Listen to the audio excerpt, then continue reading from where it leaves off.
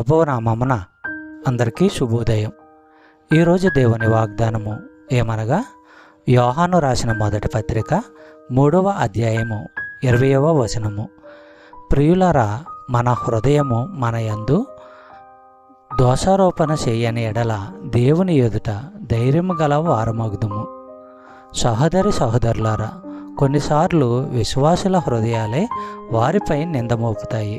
అందుకు కారణము బహుశా వారు పాపం చేసి ఉండవచ్చు, లేక తమ ప్రేమ ఎంత స్వల్పంగా ఉందో, తమ జీవితాల్లో ఆధ్యాత్మిక ఫలము ఎంత తక్కువగా ఉందో వారు గుర్తు చేసుకుని ఉండవచ్చు, లేక తాము చేయవలసిన దాన్ని చెయ్యకపోయామని వారికి అనిపించి ఉండవచ్చు.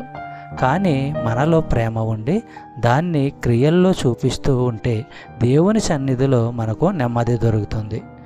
విశ్వాసుల గురించి దేవుడికి సమస్తము తెలుసు. ఆయన గొప్పవాడు.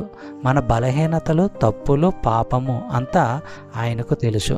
అయినా మనల్ని తన ప్రియమైన పిల్లలుగా స్వీకరిస్తున్నాడు. చెప్పబడిన వాగ్దానము దేవుడు దీవించి ఆశీర్వదించునుగాక. ఆమేన్.